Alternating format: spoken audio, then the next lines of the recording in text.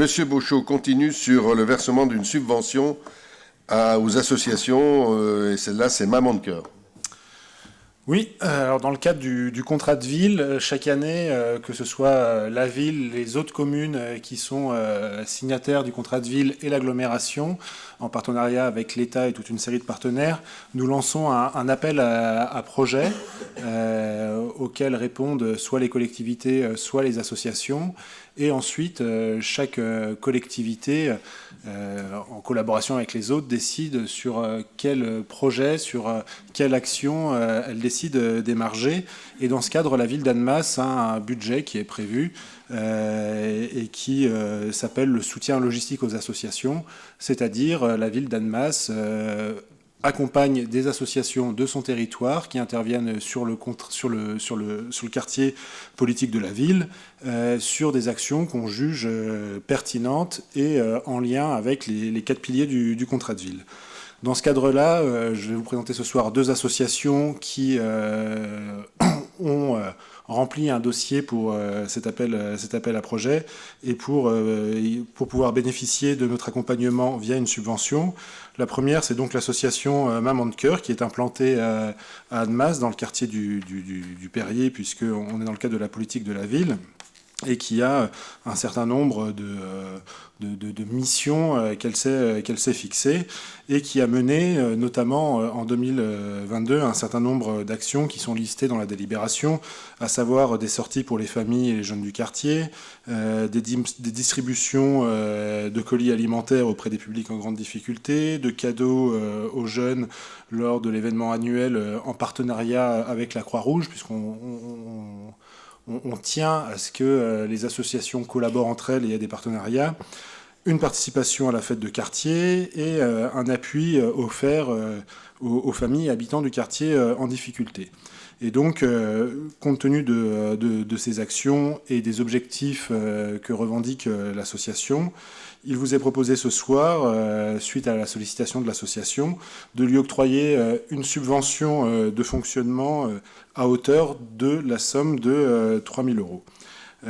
Cette proposition est accompagnée de l'avis du service politique de la ville et du service jeunesse, qui considère que ce que l'association propose vient vraiment se caler en plus de ce que nos propres services proposent, et qu'il s'agit d'une véritable plus-value pour les habitants du quartier prioritaire. C'est pourquoi il vous est proposé de verser cette subvention qui, je le rappelle, est de 3 000 euros. Merci. Est-ce qu'il y a des questions ou des remarques?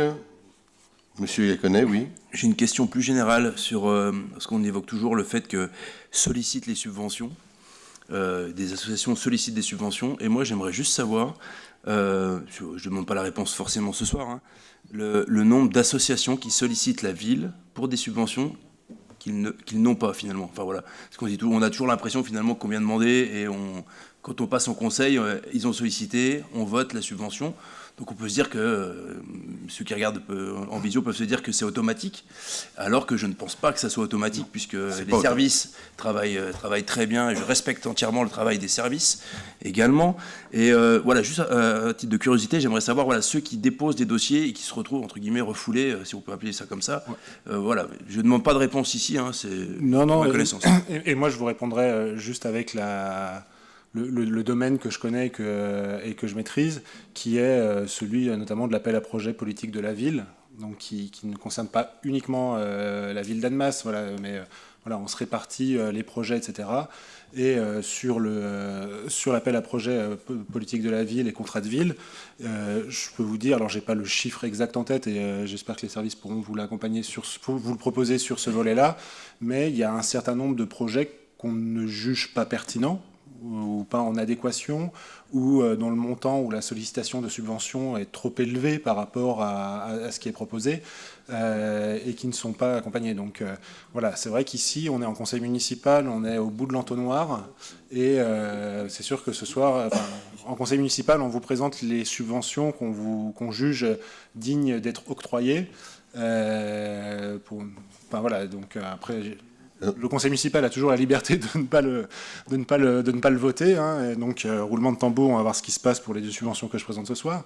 Mais voilà, effectivement, il y a un certain nombre de subventions qui ne sont pas proposées suite à l'association d'associations. Et un autre point, j'allais dire, c'est aussi les associations qui ne font pas la démarche ou qui ne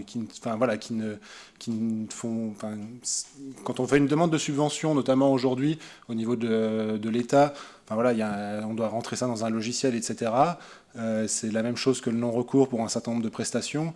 Voilà, et c'est aussi le travail de nos services qui est d'accompagner les associations à monter des dossiers pour les proposer, pour obtenir une subvention ou non, si on considère que c'est juste ou pas.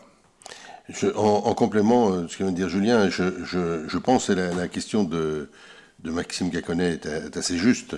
On ne peut pas présenter les associations à qui on a dit non au conseil municipal, puisque on vote. Mais par contre, à mon avis, c'est le rôle de la commission chargée, la commission générale, hein, du pôle qui concerne la cohésion sociale et l'activité. On peut, là, me semble-t-il, mais je crois qu'on le fait, présenter expliquer ce que tu viens de dire concernant les appels à projets. Voilà, on n'a pas dit oui pour qu'il y ait une transparence. Donc, moi, je m'engage à ce que ces éléments soient présentés en commission, de manière à ce que chacun sache que. Et puis, il y a des associations qu'on se sollicite même pour qu'ils demandent une subvention et qui ne répondent pas, qui font pas la demande. J'en connais une importante sur le quartier qui a joué un rôle important et qui ne fait pas la demande. Donc voilà, c'est aussi une réalité. Vous voyez, certains voient bien à qui je veux faire allusion. Donc voilà, c'est des données, mais c'est en toute transparence. Et quand on dit non, on le justifie et on le justifie en transparence. Voilà. Est-ce qu'il n'y a pas d'autres interventions? Je vous propose de voter. Est-ce qu'il y a des votes contre? Est-ce qu'il y a des abstentions? Merci.